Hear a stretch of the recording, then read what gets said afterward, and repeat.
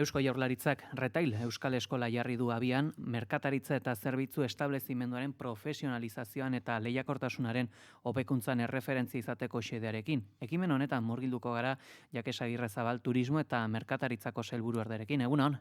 Egunon. Nola sortu da Retail Eskola? Merkatariek eskatu aldiete halako baliabiderik administrazioari?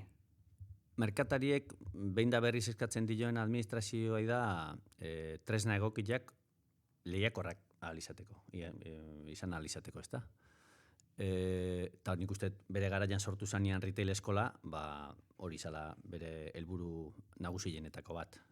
Danak badakigu lehiakorra izateko formakuntza ezinbestekoa dela, danak badakigu zenbat aldatzen nahi dan sektore hau eta zenbat aldatzen nahi dan kontsumitzailea bera, eta ze esfortzu egin behar dan aldaketa horietara moldatu ahal izateko, eta esfortzu hori berez formakuntzatik pasatzen da, eta dakasun jakinduria eguneratzetik pasatzen da, eta Euskal Retail Eskolan helburua hoxe da.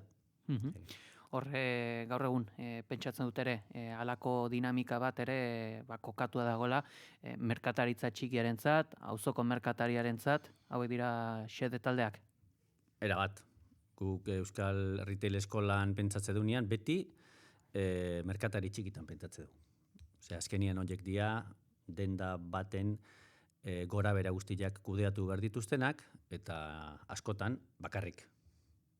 Enpresak ja ondilo dianean aukera eukitzen du espezializazio puntu bat eukitzeko taldian parte hartzen duten pertsona desberdinetan, baina gure auzotan da ikusten ditugun dendetan, marketing arduraduna, sare sozialen arduraduna, erosketen arduraduna, eta noski salmentan arduraduna berdina izaten da askotan. Eta hori erronka ondila da pertsona batentzako, eta importantia da hortako tresnak errestia, ezta? Eta nik uste hortan dabil Euskal Retail Eskola, batez ere digitalizazio kontutan, sare sozialen kontutan, oain azkenengo bolaran inteligentzia artifizialan kontutan, formakuntza eskaintzen. Akaso sektorearen edo retail eskolaren konplexutasuna edo nukleoa izan daitekena hori bera da. Espezializazio guzti horiek azkenean ere izaten dira ogibide bat, marketingari dagokionez, marketing arduraduna da, sare sozialetako community managerra da, baina noski, mertzaria txiki batek ez du izango halako enporio bat, bere helburua salmenta da.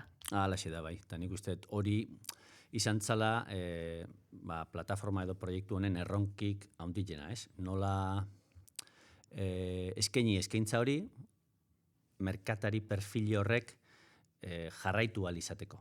Azkenian kontutan izan behar dugu, merkatari horiek dendan daudela, eta denda hori irikita daula, normalian 10-etatik ordu bat eta 5-etatik 8, eta ez diala perfilak asko moitu datezkenak formakuntza bat jasotzeko, ez? Horregatikan retail eskolak ematen du aukera modu digitalian eta pildora txikian bitartez formakuntza hartzeko, naiz eta noski badazkan baita aukera presentzialak, baina horiek dia osagarri bezala, ze helburua da edonork edozein lekutatikan formakuntza hori jaso ahal izatea, eta formakuntza hori ahalik eta espezializatuen eta ahalik eta merkatari txikiai egokitua izatea.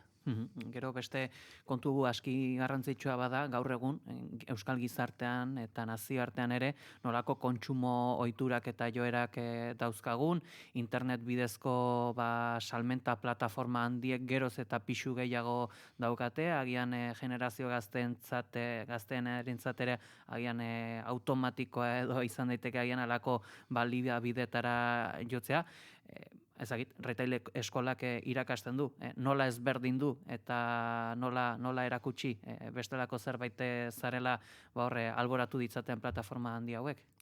Bai, retail eskolak ematen dizkio merkatariei tresnak, egila da hausnarketa orokor bat ere egin behar deula danok kontsumitzaileak gehan neurrian, ze zalantzarik ez dago, guk esaten deunean merkatari txikiak arriskuan daudela, arrisku horren arrazoi printzipala, jendiak bere erosketa ohiturak aldatu ditula dala.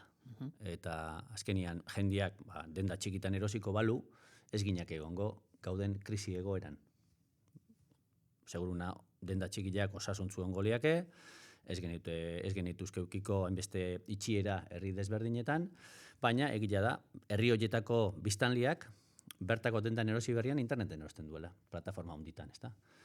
Eta horren aurrian, kejatzia bakarrikan bari jostunez, bai egia dela, aigala saiatzen, eta behaiek aidia saiatzen, garai berri hauetara egokitzen, eta bere bezero potentzialai, eskaintzen oferta bat askoz ere zabalagoa, ematen dion aukera sare sozialen bitartez konektatzeko, edo online baita erosteko, eta beste hainbat abantaila, gazteabek, batez ere, ikusten dituztenak plataforma handi horietan, ezta? Bai, naiz eta jakin, plataforma horiek dazken hainbat ezaugarrik denda txiki batek sekula ez ditu leukiko. Ze denda txikitan ezin izango dezu aurkitu plataforma handi batian dakasun estoka, eta ez produktuen anistasuna, ezta? Hori ezta, baina bai aurkitu dezakezu zerbitzua, aurkitu dezakezu gertutasuna, eta aurkitu dezakezu kalitatea. Eta bereizgarri horiek zeintzuk dira merkatari batek azpimarratu beharko lituzkenak edo sakondu beharko lituzken balio horiek ezberdin du eta horre merkatariaren aurrean protagonismo bat izateko. Nik uste zu leno aipatu duzu nola bereizten lagundu behar dilaun, ezta? Eta gaur egun nik uste hori marketinean sektore guztitan gertatzen dela, ez dago sektoreikan nolabaiteko uniformizazioa euki estunik, eta hori gauza danak berdintzu egiten dianean, jendian erosteko motivazio printzipala derrepente presioa edo plazua bihurtu daiteke.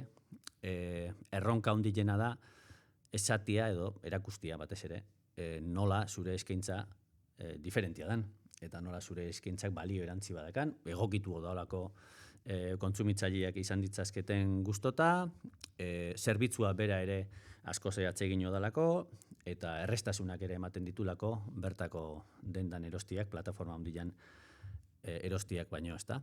Eta noski, baita badaude arrazoi makro hauak, jasangarritasuna buruz hitz egiten eganean, ez dugu uste munduan zehar milaka eta milioika pakete bueltaka ibiltzia bai etortzen etxea eta bai etxetik bueltan berriro bere jatorrira oso jasangarria da nikan, ezta? Bueno, teorian sekula baino sentsibilitate gehiago dakan gizarte bat dakau, jasangarritasunan inguruan, baina gizarte horren erosketa ohiturak ez du hori izaten.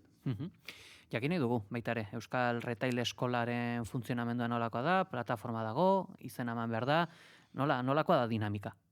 Bueno, Retail Eskolak dinamika desberdina dazka, Euskal Kameran bitartez zabaltzen da, 3 lurraldetan, plataforma digital bat da bere oinarria, eta plataforma hortan edozein dendak ikusi dezake dagoen eskaintza, formakuntza eskaintza.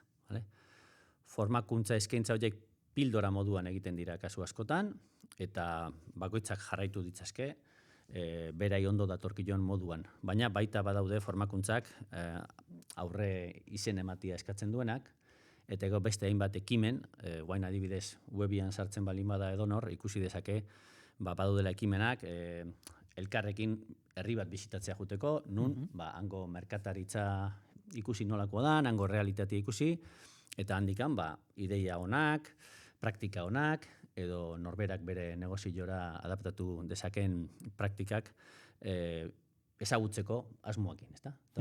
Hori saiatzen daiten Euskal Retail Eskola alde batetikan formakuntza gerturatu dendetara tresna digital batek ahalbidetzen duen moduan, eta beste aldetikan baita zeinbat dinamika sortu nun merkatari desberdinak elkarrekin hainbat esperientzi bizitzen dituzten, beste gozatzun artean, herri edo hirigune desberdinetan egon daitezken errealitateak ezagutuz. Webgunera sartuta eta ikusita pildora guzti horiek, atentzioa deitu dezakena da, horre aipatzen direla besteak beste argazki erakusleioa, visual merchandising, ematen du estetikari garrantzi handia ematen zaiola. Komunikazioa orokorrean, ez? Nik uste hor izan ditugula etapa desberdinak, eta etapa horiek, nik uste merkatuak izan duen garapena oso ondo isladatzen dutela. Guaindala urte batzuk, seguruna kurso gehienak eta eskaintza gehiena ere bai, online saltziai buruz izan zian. Gero sare sozialen buma etorri izan, eta urte desentetan sare sozialei buruz formakuntza asko eman zan, ze azkenian jendeak ikusi zuen pagina web bat izatekin etzala nekua, batzutan bere produktuak online salduko zitula edo saltzea albidetzen duen pagina web bat eukitziak ere ez diola soluzioik ematen, baina bai sare sozialen bitartez konsegitzen duela komunitate bat sortzia, eta komunitate horrekin binkulo bat sortzia, nun errestu iten dan gero salmenta online horiek posible itia, ezta? Eta guain gaude berriz, beste atal batian, eta guain formakuntza asko da baita, bai alde batetikan esperientzi kontuei daukionez, hau da, bezeruan esperientzia nola mejoratu denda bate juten danean, zuk, lehen aipatu deun berezitasun eta autentizitate hori bilatu nahian, eta gero baita, inteligentzia artifiziala nola erabili, bai prozesuak simplifikatzeko, elkarrizketan hasieran esan deu nola, kasu askotan, pertsona bakarra dan denda hortako staff guztia, ezta?